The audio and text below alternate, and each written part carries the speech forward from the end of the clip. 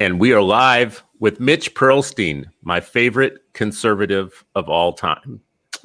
Friend, have known Mitch for a while, for more than a decade, actually now. 2 decades. Yeah, it's been a long time, and you're probably my most consistent conservative friend throughout that time, in terms of us finding agreement and being able to easily sidestep any disagreements we've had. For the people watching, for you, thank you, welcome. Mitch is the founder of the American Experiment, Center of the American Experiment here in Minnesota, nationally known organization. You got the preposition right. I'm very thankful. You know what? We had Katrin Wigfall on from your center who corrected me because I said Center for the American Experiment. Terrible. It's actually Center of the American Experiment. So, Mitch, welcome. Thank you for joining this morning. Good to see you again, Chris.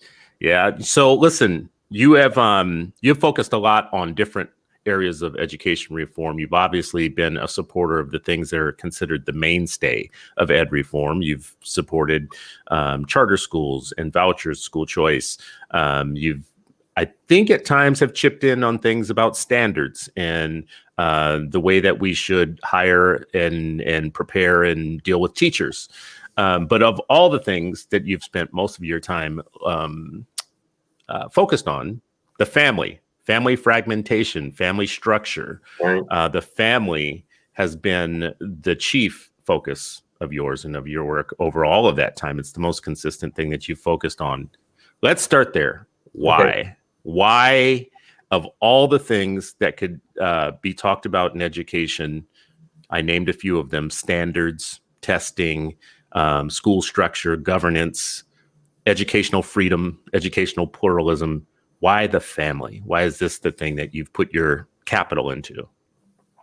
Well, along with education, educational freedom and choice and credits, tax credits and vouchers, that has been very large as well, in some ways even larger, but you're correct. What has animated me most has been questions of family breakdown, new term of art, family fragmentation, because it's so obvious, frankly, and other people are not dealing with it. Very few people are dealing with it right now. And I'm not as close to the issue as I was a couple of years ago. I've been doing some other things, but I'm thinking of Ian Rowe at the Fordham Institute. He's been other places as well. He runs a wonderful network of charter schools in New York. Ian talks about the effects of fragmentation on education. In some ways, this goes back to the late 70s for me, when I was in graduate school at the University of Minnesota in educational administration. And I wrote a paper about Daniel Patrick Moynihan. And people may remember his famous report in 1965 when he talked about the breakdown of the Black family and how this was not a good thing. And as a very important aside, this was an exquisitely liberal document. I've read it, I think, 7 times now.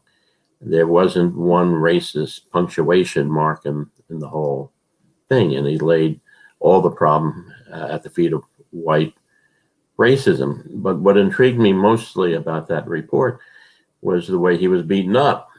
PC in its earliest forms. And I wrote a paper about that. And you should know, wonderful professor Shirley Clark. This was a sociology of education class, higher education class. And the paper was entitled Academic Values and Liberal Orthodoxy. And liberal orthodoxy was the stand-in for PC. And Shirley wrote that, and she liked the paper, this was a compliment, that it was a major contribution, a significant contribution to the sociology of ignorance. So I have resonated more broadly to questions of political correctness, call it cancel culture now, and wokeness, and the rest. So the combination of that, and to me, the research was so clear, and the common sense was so clear, and the fact that people didn't want to talk about it because of true sensitivities, and they were being nice and all, but I saw that as my role. I mean, do you think that, like, this might be more rhetorical than a question, but it is somewhat of a question. Do you think that mostly the pushback on it is because there's a sense of blame the victim in it? Because that's the most common, I think, the most common charge that will be lodged at the family focus in education is blaming the victim. The second one that is probably more sophisticated than that will be there is an enormous complex array of social factors that are out of the control of whether or not you get married or not that have an influence, right? So your environment, your immediate environment, your social standing as an out group or in group within a society, all true. Many other things, economics, whether or not you were born in Flint, right? Like there's nothing about family formation that increased the special ed in Flint, Michigan by like 400% because there was lead in the water and kids couldn't be remediated from the lead. So how do you handle those claims? Well, I'm absolutely, I would like to think, alert to all those kinds of factors. My main disciplinary focus in graduate school anyway was sociology. We are what we eat. We're products of our environment, and of course, a main reason that people haven't wanted to talk about this has to do with race, and we can get into that as you would like. Basically, people do not want to be called racist, so they clam up. But I can recognize all those factors, and my answer still is things are not going to get any better until we change our ways. And is it tougher for some people to do that? Yes. Is it in some ways unfair to expect that out of people? Yes. It's also unfair not to expect some things out of people. But nothing is going to get better as long as we continue focusing on the environmental reasons why something is not happening. A term I have used, a very sophisticated term, is sometimes you have to kick sociological butt and just do it. I mean, when you say nothing is going to get better, though, that feels like that's a bit of an overstatement. Agreed. I was about to say it feels like a big reach in that. Of course, things are going to get better if you improve teacher quality. Of course, things are going to get better if you improve pedagogy and instruction. There are people who watch this show often who have a thing. There's so many people in education who have a thing. Right. So one of the things right now is the science of reading. So there are people who have figured out that teachers are not even taught how to teach reading. And it becomes incredibly hard to teach reading if you've never been taught how to teach reading. So of course things would be better if our teachers were prepared to teach reading, for instance, even as you focus on family things. I mean, would you agree that you could do all these things at once? I would agree that things can get better. I don't want to say nothing is going to get better. When I get with you, I maybe overstate some things. But it is so difficult to bring these things to scale. And how many decades have we talked about improving all the things you're talking about? And how relatively, and in some ways, absolutely little progress have we made? And what makes us think that if we continue focusing on reading as we should, and standards as we should, and all the rest as we should, but without some of the family things, for example, changing, what makes us think that decades from now things are going to get a whole lot better? They haven't gotten a whole lot better. We have been talking about, as you well know, education reform of one kind or another at least since the mid-1960s. It's been perpetual.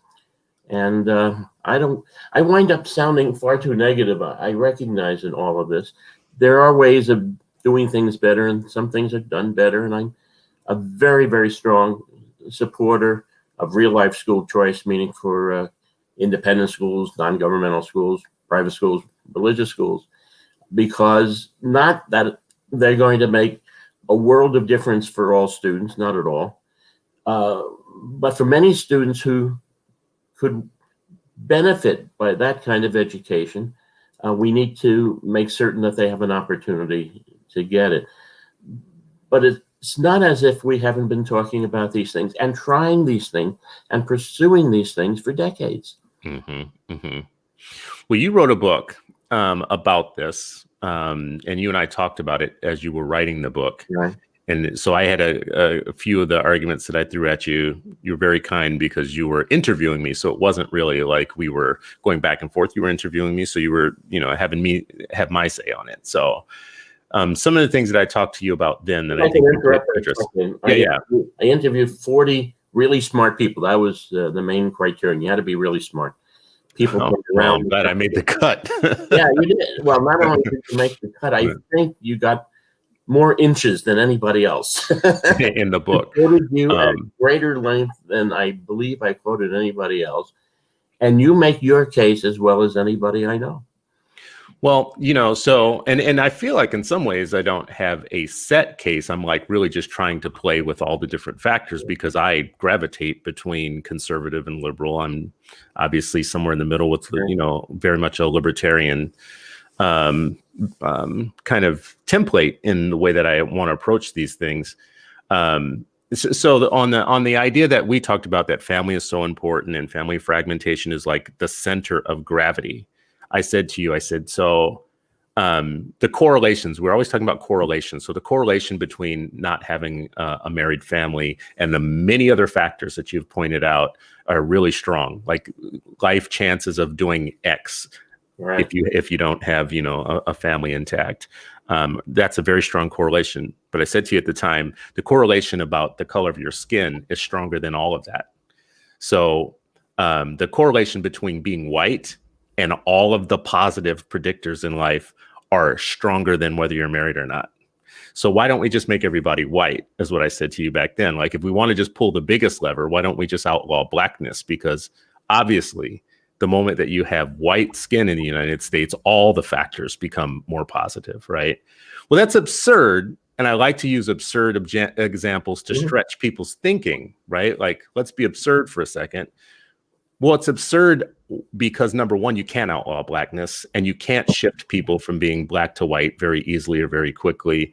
And in some ways, it feels like even with the importance of family being so strong, the reason people gravitate to other things is because it seems easier to fix how we teach and how we do pedagogy than it does to make everybody get married. Like, so even if we agreed 100% on the data and the research on the outcomes, it would be hard to say, okay, where's the solution though? Like, what do we do? Because we have a bunch of kids who come out of unmarried families right now.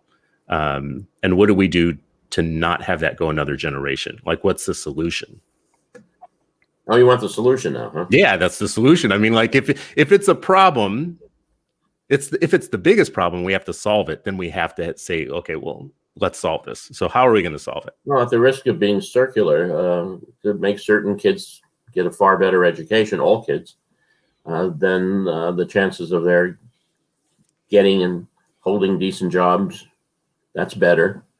And they're more likely to get married and stay married. But one of the things that has driven me has been the direction we have been going back to Moynihan when he wrote his report on the Black family in 1965 when he was part of the Johnson administration. He was an assistant secretary of labor. The out-of-wedlock birth rate in the Black community, and he used 1963 data, was 23.6%. It is now, and has been for a while, in the vicinity of 70%. In inner cities, it is 80% and more. So it's not as if we haven't had a different situation in the past, even when discrimination was stronger. I recognize all the impediments. Sometimes I sit back, I'm thinking of a conversation I had when I was an undergraduate at Binghamton University. I played ball. I was a baseball player, supremely mediocre. But we had a wonderful shortstop who is African American. And I remember a conversation with him one day. This was during some tough times. I said, I really don't understand all the stuff that you're dealing with. And he appreciated that I had said that. So I can make all those arguments, all the arguments that you're making, not as well as you do, but I can. But something has to change. If we don't have stronger families, not enough kids will be helped. I know. So that's why I'm pushing though on what can be changed. Like focusing on the family to me seems like a fairly logical thing to do. Like the data and the research is there, how important families are for children. Mm-hmm. And, I believe it's cultural war and moralism to like get into whether the family should be married or unmarried, what the composition of the family should be or whatnot. I tend to believe that a loving household, like there's a ton of research that tells you that one important adult in the life of kids makes all the world of difference, right? So, and I get a little confused when I look at the marriage stuff because there's a difference between intact married families who are step families, intact cohabitating families, cohabitating step families, single divorced parent families, and always single, meaning single parent families. Right. And the differences between intact married families and all those other configurations is great. But a married step family is pretty close to a single parent family, right? Yes and no. Yes and well, no. I mean, I'm looking at something from the Heritage Foundation that basically shows on a graph the differences between all these groups. And the one group that stands tallest is the intact married family, but all those other ones are much lower, right? Like much lower. I thought you were moving in a different direction. To the extent that intact step family is concerned, and that's what I've been in for the last 29 years. The research, again, is clear, and I don't want to start sounding all pedantic. For all the instability in intact two-parent families, there's more instability in all those other arrangements. So something may be working quite well for some kids at one moment, and then in a couple of years, it all falls apart. Can happen, and does happen, of course, with intact two-parent families, but to a lesser degree. And when we talk about it only takes one person in the life of a kid to be wonderfully helpful, thoroughly true. But one of the questions I ask is, for how long is that kid going to be involved in that relationship with that grown-up? So it seems to me the research is clear, as you're just reading off of the Heritage chart. When I got married, I'm in my second marriage. I used to say my second and last marriage, but Diane didn't like the locution. It's now my second and ultimate marriage, and it will be 29 years worth next year. And I did not fully understand when we got married how difficult a step family could be, in this instance, for my stepsons, who were at the time all teenagers, something like 13, 15, and 17. And I am so thankful. I have been so blessed that my relationships with them are strong. I'm still married. The marriage is strong. That doesn't always happen. A sidebar, a couple of years ago, excuse me, I was losing my voice. Must be an emotional moment. I was having dinner, and two of my stepsons were here. They're now all in their 40s, late 40s. And when Diane and I met, we frankly got engaged pretty quickly. And I just showed up in their lives one day. And I said that since that time, I've done all this reading. I've written books about this kind of thing. And I hadn't understood at the time how difficult something like that would be and was for you, meaning the kids. Silence, perfect silence. They didn't say anything. Of course, it's difficult. Research to show in many instances that girls do better when their mothers have not remarried. Those relationships, when a new man gets involved, is very, very difficult. When there's a series of men involved, that becomes very, very difficult. When fathers have additional families and additional responsibilities to different kids, and they have to pay for these kids. Have you followed Ron Mincy's work in this area? Not at all. No. Are you familiar with Ron? No. Oh, Ron, good guy. Ron is a professor of such things at Columbia, and his field of interest, and if you take a look at Broken Bonds, the book you get more space than anybody else, take a look at what I have him saying, what he has said about how difficult it is for men to support not just a couple of kids, but kids living with different mothers. You can only imagine, as you do. Sidebar again, though a direct one. One of the stories he told me, I think it might be in the book, his son had just graduated some Ivy, and Ron was at the commencement with him, and he met some of his son's friends. And he was amazed by how many of them had child payments, forgetting the exact term, for kids that they had with women they were not married to. So when you talk about the difficulties of starting off in life after you graduate because of college debt, these kids had additional debt. This is all extraordinarily hard, and I recognize it. So one way of getting back to your earlier question, what do we do? And at the risk of focusing too much on education, it's education. And this might sound circular. It's one of the reasons, it's the main reason in many respects that I support real life school choice, meaning schools, private schools and religious schools, because for many kids who have holes in their hearts where their daddy should be, it is precisely those kinds of schools who are in the best position to help many of these kids. Not all of them by any stretch. Other kids, many kids will not resonate to that, but many kids will. My wife used to be a social worker. She's now the Reverend McGowan. She's been ordained Episcopal clergy for about, oh my goodness, 17, 18 years now. But she used to run a homeless shelter at 24th in Chicago at Our Savior's Lutheran. That's when we met.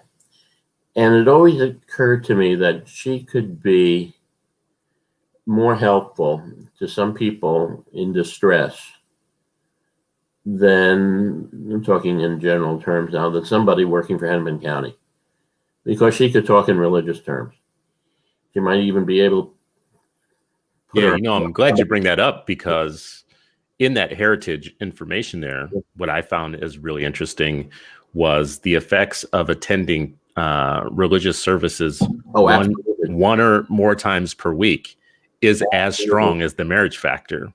So that kind of upsets your balance a little bit there, because it's so strong. When you combine the two, both an intact family, married family, and the religious services, that's like, superpower level stuff. But in terms of intact married families who do not attend and everybody else who does attend, it's pretty close. It's pretty even.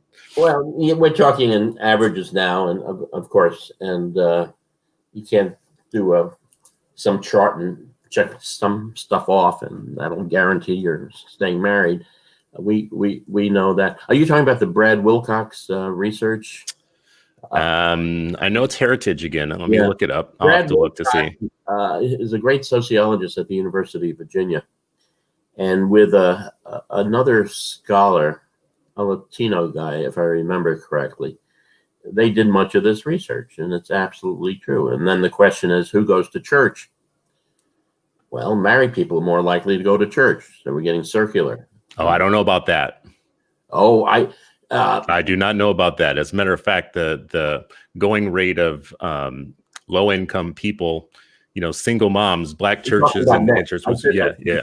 I'm talking Okay. about. Oh yeah. Well, yeah. Of course, men find Jesus when they get married. They need help. Well, okay. So let's take another approach at the question. A male bonding moment. Well, the question never to me really gets answered to my satisfaction about so conservatives beat the drum of family.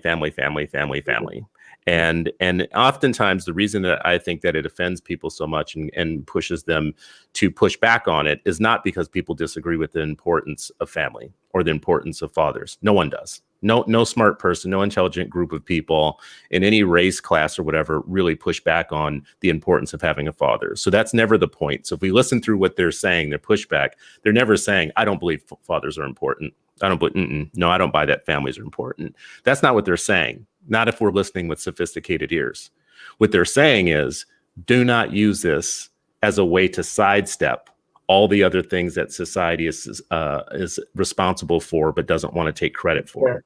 Doesn't want to do. That's what they're actually saying. So if we're being specific about what people are saying, and it's not as if, so this thing that conservatives do all the time too, where they say, but nobody's talking about it, but we've never talked about it, whatever. Again, that's not true. That actually has never been true. It's a rhetorical trick that people use, I think, on all sides, left and right, to say, well, you just never want to talk about poverty. You only want to talk about school reform. And then another group will say, but you never want to talk about fathers. You just want to talk about racism, and it's a shift game. As somebody who likes to be fairly objective, I see everybody do it. Sure. But what I want to say is, whatever you think your one thing is, if you think it's poverty, and you think that there's any time soon that we're going to transform the American economy from being a capitalist economy to being a socialist one, and that we should stop talking about everything else until we get to Bernie's, utopia of, a socialist society. Well, then now you're telling me that we're going to wait forever for social change, right? Like, it's going to be forever, because that's not happening anytime soon. And I kind of feel the same way about this question. If we're thinking that there's going to come a time soon where there's going to be a serious reversal in the number of babies that are born out of wedlock, or there's going to be a serious resurgence of American appreciation for the institution of marriage, I think all the evidence is trending the other direction. Like, that's not coming soon, even though it would be our preferred state of things. We would prefer that to be the case. We would prefer that to happen. We lack the evidence that there's any possibility that that's what's happening. So cultural warriors and others can keep having that conversation while policymakers have to think through the world that we actually live in. Is that a fair critique, or is it missing? I think you once said that's too clever by half to me when I made a similar point to that. So is that still too clever by half to you? No, it's not. And frankly, it puts folks on the right, if they're thinking fairly and seriously about these things, in a difficult position. It is tempting to think that what Bernie is talking about is going to make things a whole bunch better. And if you're a conservative politician, or you're in a conservative think tank, of which I am not anymore as of yesterday, I've now retired from the center, frankly, you're constrained in what you can say and agree to. And the same exact thing happens on the left, where if all your supporters are of the mind that things conservative are dreadful, and if you think, well, something might be okay, and if you say it, though, you're in trouble. We need to find more middle ground. I have said this all along. I say it perhaps more emphatically now. There's a guy by the name of Orrin Cass, C-A-S-S. He used to work for Mitt Romney. He's starts off as conservative. He's a conservative fellow, brilliant guy. And he's now writing about how conservatism, as it has been understood, capitalism, as it has been understood, has not worked wonderfully for all people, and we have to have some modifications. We have to get to that point. I'm fine with that, though I stay clearly on the right side of the aisle. I don't think we should make college free for everybody, and I don't think we should say you shouldn't have any college debt because we're going to take care of this and this and the next thing. But it is hard. This is brilliant news that I'm reporting here. We have to. Well, you know about the success sequence where the Rose success sequence. Yeah. You have to graduate high school, get a full-time job, then get married, and then have babies. And if you do that, the chances are overwhelming that you will not be poor. And if you don't do it that way, the chances are higher that you will. I refuse to believe that something like that is beyond the reach of lots and lots of people. And we have to expect more people along those lines, fully recognizing, by the way, accidents happen. Stuff happens. It happens more often than not. I mean, I think what we're saying is that behavior change is hard no matter what. Mass collective behavior change is even harder than individual behavior change, right? So when we say things like, I always give this as an example when someone attempts to make a behavior change sound easy. Well, if you would just straighten up, if you would just do this, or if you would just do that. I ask anybody listening with an extra 15 or 20 pounds on them to ask themselves why they have that extra 10 or 15 pounds on them if behavior change is so easy, right? And I've lost about 30 pounds since I've seen you last. Well, good. And behavior change is probably a part of that. And I don't use it to like attack anybody. It's just basically to say that, of course, life would be better if you would stop smoking. But, to say that is easier said than done because, ask somebody who's attempting to quit smoking. I was a two pack a day smoker for a long period of time. Yeah. It's like, so at age 45, my doctor tells me, he says, Chris, here's the bottom line. The bottom line with smokers is I've been telling you every year that the smoking is bad for you. But at age 45, the separation between people who live and die actually makes a rapid kind of change at 45. I stopped smoking at 45. It was specifically because he did this. And it was really showing me, I've been telling you before this is bad, but I'm going to tell you now you're going to die soon. So yeah, it made behavior change easier, but I keep going back to the same thing. Okay, yeah. So the optimal state for us that we would agree on is that children would be born into stable families with both their parents and know that they were loved and nurtured by both of their parents, and it would create probably more well-adjusted people after that. So we can agree on that as the optimal state. Then we get to the policy table and we have to start thinking about, okay, let's talk about pro-family policies. And this is where I think conservatives this is the cliff for conservatives in a lot of ways, because conservatives love to walk you all the way up to the cliff, like the importance of life. I'm pro-life all the way up until the day the baby is born, and after that, you're on your own, right? Yes. I'm pro-family all the way up until the point when I catch you with crack cocaine, and my mandatory sentences say we're going to take you out of your family and out of your community for the rest of your life for something that someone else got arrested for 10 miles up the road and got a year for, or maybe probation, right? So I'm not going to agree to that so quickly, but yeah, I know you're not going to agree to it so quickly, but we do have to agree that there is a period of time where America cracks down, for instance, on drugs. Well, and that has an impact on the family. How you treat that policy, whether it's punitive, whether it's therapeutic, whether it's rehabilitative, however you treat that policy has an impact on families.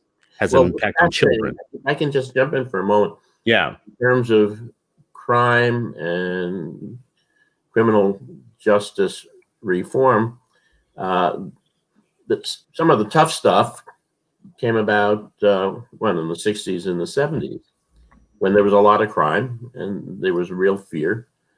And the interest in doing something tough was across the board. The Congressional Black Caucus helped lead the way. We come now to the present moment. And one of the interesting things in terms of collaboration between left and right is going on with criminal justice reform. I'm not the biggest fan of the Trump administration. Let me make that clear. But they have done some good stuff. On the right side of the aisle, are you familiar with Right on Crime? No. Oh, it's a fascinating group headquartered in Texas. And if you take a look at their website, they have all the major conservative players endorsing it. And they're saying, no, it's not working the way it is. It's not just a matter of not being fair in some of the things we do. It's too expensive and it's not working. So they have been seeking collaboration with reformers on the left, and there's been some progress. Well, I mean, so that still doesn't take back I think people like Rand Paul being able to go bipartisan on criminal justice reform, right. Trump administration with Kim Kardashian finding their Jesus on this issue, knowing that it's been wrong and it's whatever, that's great. But it started, 30, 40 years ago or longer. This article that I have up right here makes it very clear that when Nixon started the war on drugs, his top aide recently said, and this isn't recent, this is probably a year or two now, said that it was specifically designed to target opposition, the blacks and the hippies, right, was really the impetus for it. And if we look at drug policy, and this is a very libertarian way of looking at it, there was always an impetus for drug policy that had nothing to do with being smart and wise on drug policy, right? My only point in bringing this to you is not so that we can argue about whether drug policy was good or bad. It's just basically to say that if family is the thing that is important, then we have to have a family-friendly agenda. And what we know now is that taking people out of their communities and out of their families, disconnecting them from interactions with their children, even while they're incarcerated, and while they're incarcerated, teaching them many anti-family values in those prisons, because there's nothing rehabilitating about being in those prisons. Basically, what we're doing is the opposite of family-friendly at that point, right? I mean, would you agree that if we handled that differently, if we said, what's the best way to handle this? If family is our most important thing, we would do something different in the way that we deal with crime and we deal with especially nonviolent stuff, right? The way that we deal with people who are caught up on nonviolent offenses. I'll agree. Certainly. You should know I'm on the board of something called the Redemption Project here in Minnesota, where our work is not exactly that, but it's a matter of working with people who are in prison and having them connect with business leaders, employers, while they are still in prison. There is this increasing recognition that we have to be smarter and we have to be fairer to people who are incarcerated. So we're agreed on that. I would just make the point, you go back to Nixon, and yeah, I know what his advisors might say now, and it's not very attractive. But I grew up in New York, and I got to tell you, this was in Queens. In one moment it was safe, and the next moment it wasn't. When everybody in your family is being threatened or hurt, and people being shot every which way, and there is a lot of drugs. So did we overreact as a society at that point? Maybe. But sometimes law and order, sometimes a good cigar is just a good cigar. And the interest was in protecting society. Are we now recognizing that perhaps we've gone a little too far? Yes. Are we recognizing exactly as you have said? But look, if people do, one of the difficulties in this whole area, and I've been involved in one way or another for a long time, you can make a great argument about how there should be fewer people in prison and that sentences should be shorter. And we'll try to make those changes politically. And you know exactly what's going to happen. There's a push to do that. And then one day you open up the newspaper and there's been this terrible crime, 3 people murdered by someone who's been in and out of prison 9 times. And beyond the intrinsic problem of that, trying to figure out who exactly would be that person who would kill people, politically it has become very difficult to get those reforms to be made. Again, I'm talking about a situation, call it circular, call it extraordinarily difficult, but we simply have to find ways of people overcoming that. In this instance, I'm saying committing less crime. Yeah, I just want to stick with the fact, though, that like I think the criminal justice and drug policy, I only bring it up for one reason in this conversation, because I think it's a separate argument that could be had thoughtfully somewhere else, you know, on another platform where it has its own stage. But the way that I think it you know, to me, it applies here is that if you said to yourself, family is the most important thing, and you use that as the lens for how you treat all policy across the board, education policy and criminal justice policy and whatnot, you would have to ask yourself the question, in this case, if family is the most important thing, what should I do? Rather than throw the book at everybody because there's some guy who got 9 felonies and hurt somebody, right? Like, instead of gravitating to the worst case scenario, for every one of those guys, you have 1,000 people that was the kid that got 6 to 20 years for a rock of cocaine that he was selling because as a survival project, and not because he was hurting anybody 9 times. And oh, by the way, once he went into jail, he, number one, became less of a candidate for marriage, but 2, also learned things to make him a better criminal, right? You basically put him into a criminal university, right? You basically took a kid who, by the way, if there was no baking soda in that cocaine, like, he would have gotten way less of a sentence, and he would have been released, and he would have rehabilitated himself and went on to college and became a senator someday. I don't know anything about the subtleties of baking powder or baking soda. The difference between powder cocaine and the difference between powder cocaine and crack cocaine was the difference between Earth and Mars, right? So you have powder, pure, expensive powder, pure cocaine. You get off with a slap on the wrist for the same amount that you go away for damn your life. Haven't we made progress in that area?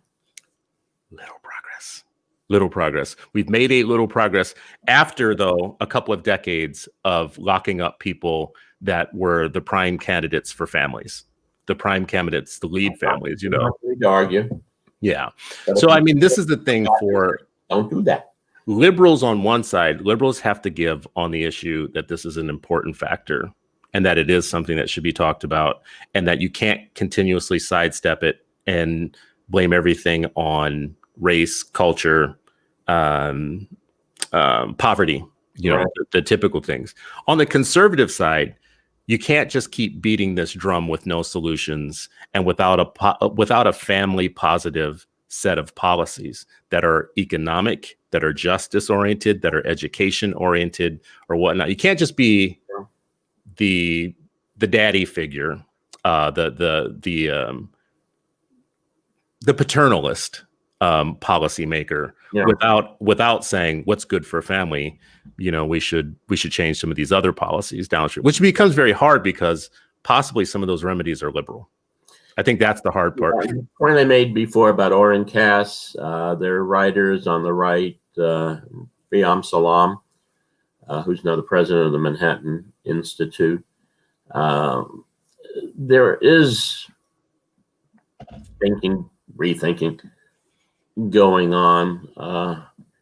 I don't want to suggest that the answer is indeed to adopt the platform of the left. It is not. But if you want me to say that what conservative orthodoxy has been on some of these issues hasn't worked as well as one would like, and we have to do better, I'm happy to say, sure, you're right. So what would you say would be the positive conservative agenda in education, knowing what you know about what you've laid out? That's really important.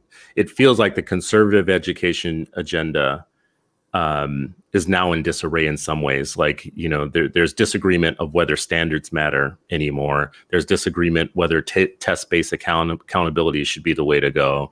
There's disagreement even around teachers and teachers unions and charter schools. I can't. There's even a disagreement in choice. Those disagreements are not on the right; they're more on the left, are they not? No.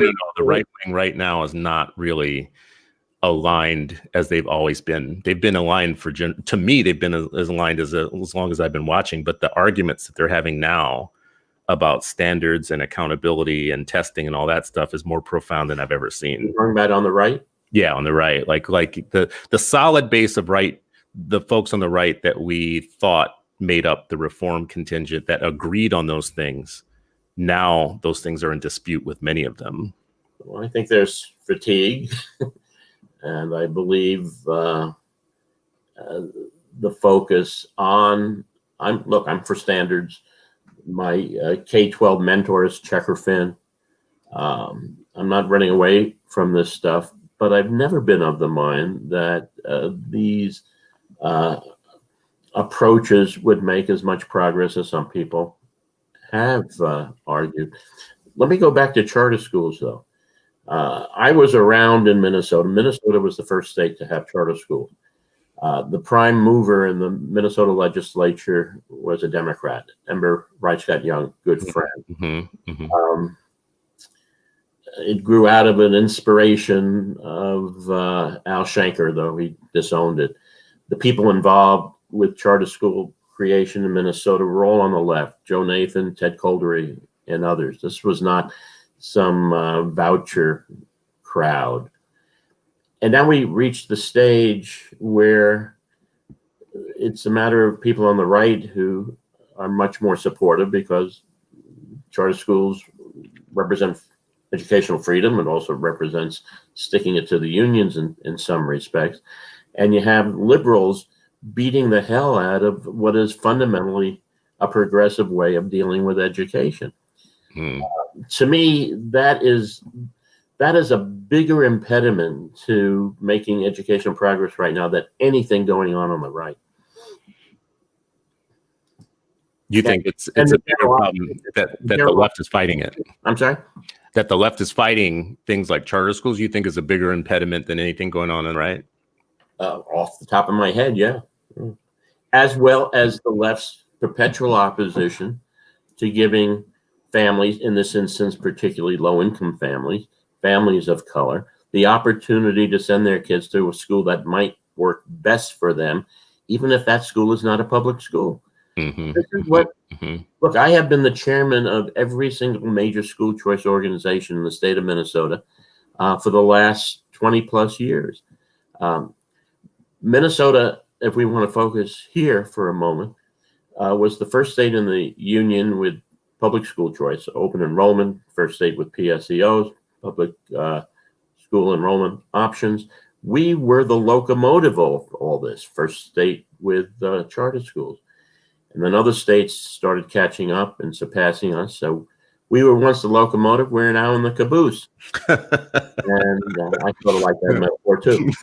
And, to me, the opposition on the left side to those kinds of reforms, which I think are important, are a greater impediment to progress, educational progress, particularly for low-income kids, than anything going on the right.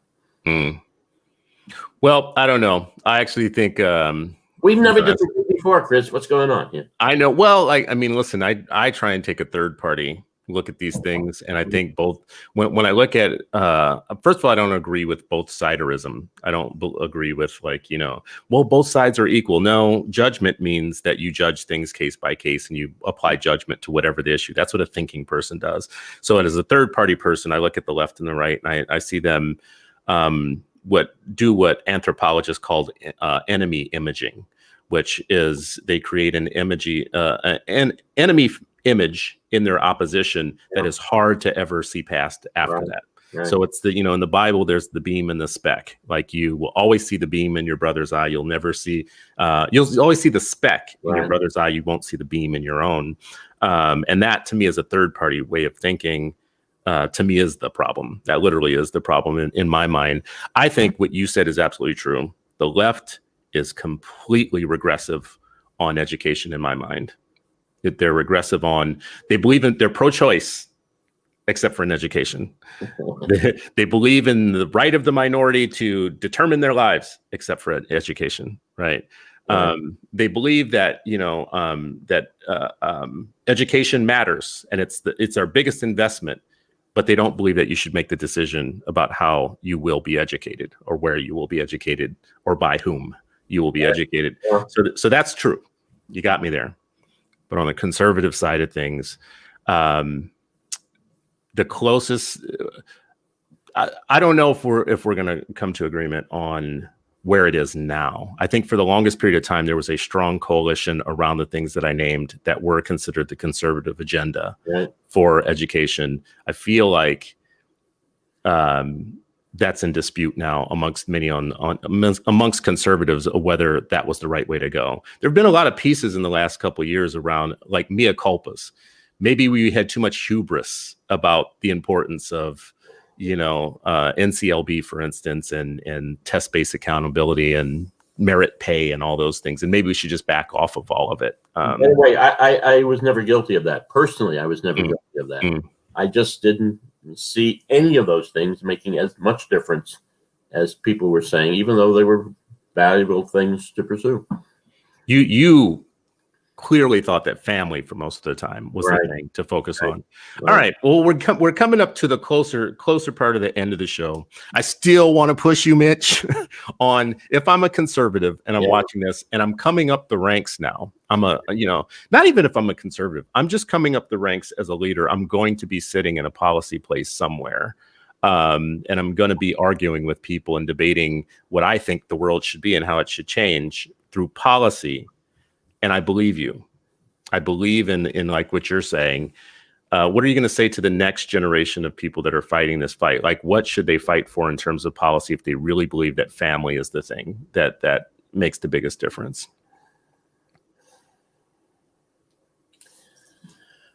This is hard for me because I start from the premise that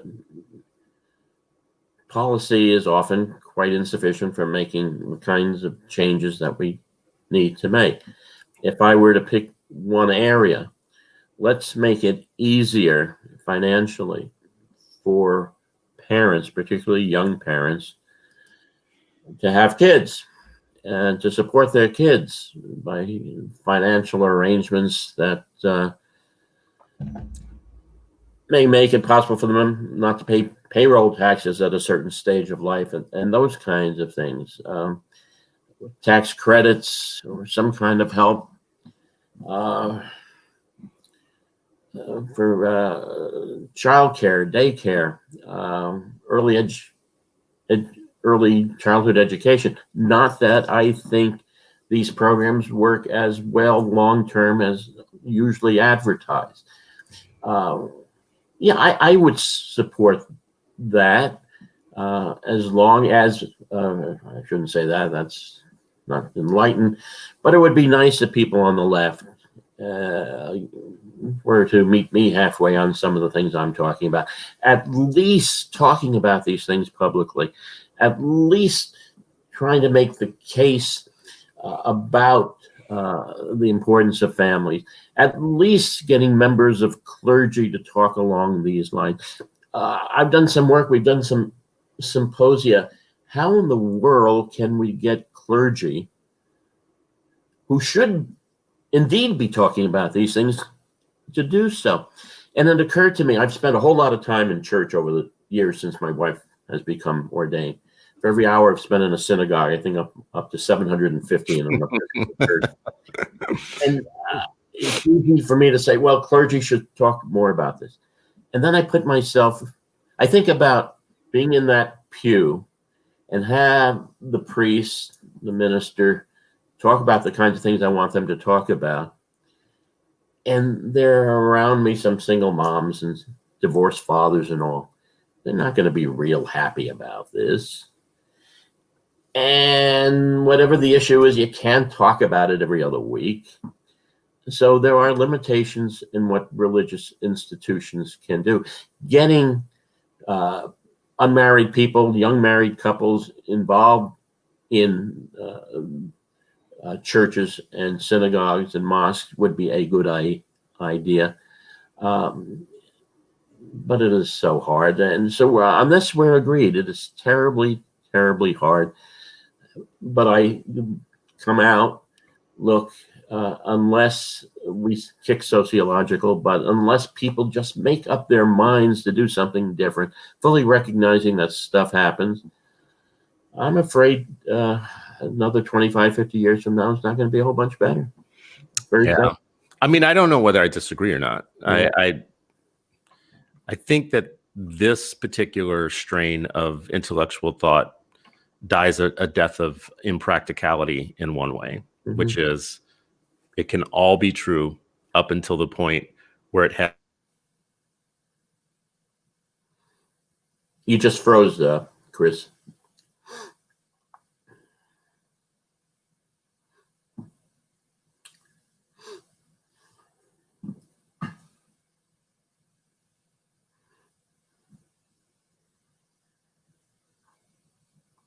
Chris, I have the whole platform to myself now.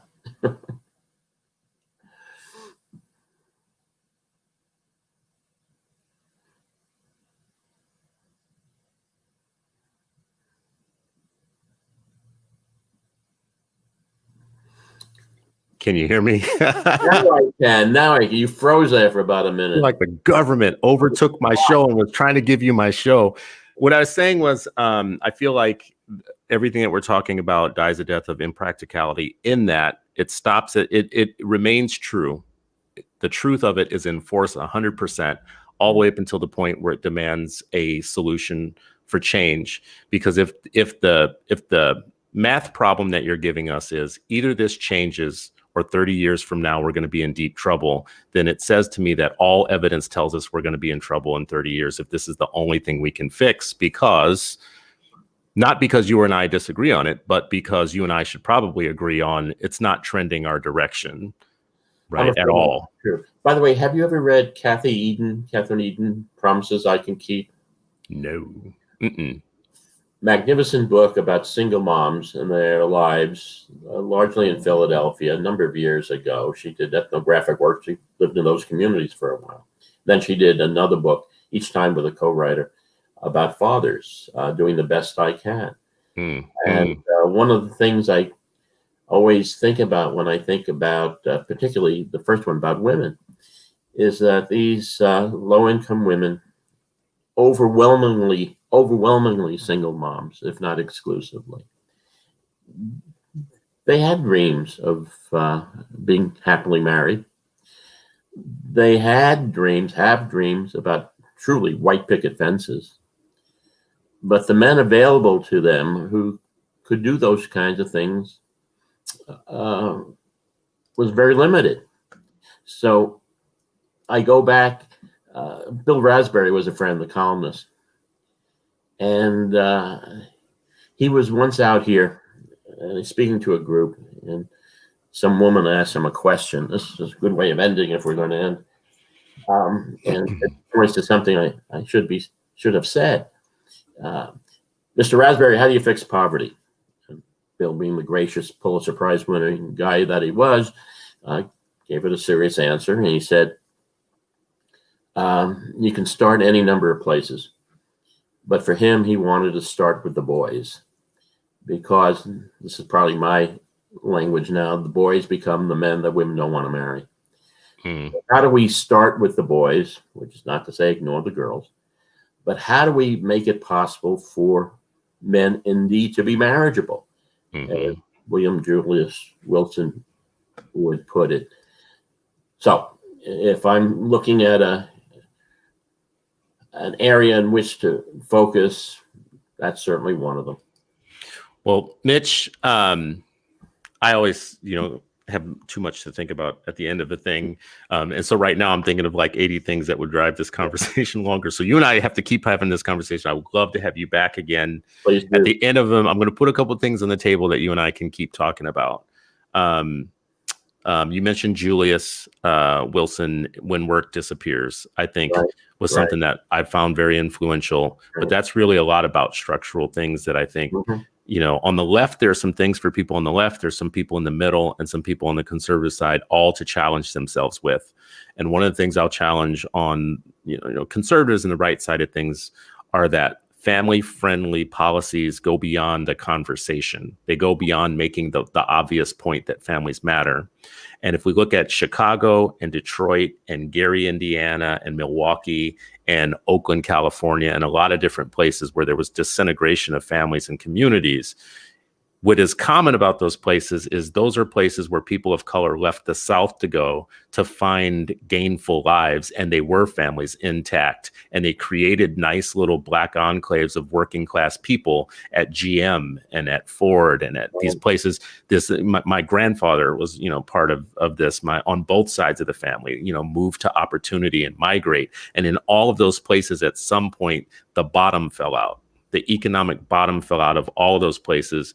And of course, when the economic bottom falls out of anything, it destabilizes the thing that society says is most important, which is the family, right? So there's some economics to family disintegration that I think we should pay more attention to. There's also, whether I like it or not, this is something that's challenging for me. There's examples like Iceland. Iceland has a 67% out of wedlock birth rate, and they have none of the attendant social problems that we have in the United States. And it's not a cultural situation. Well, it is a cultural situation because they culturally believe in single motherhood as a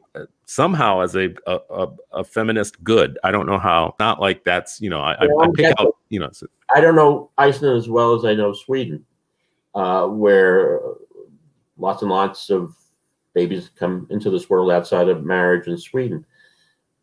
But the parents stick together longer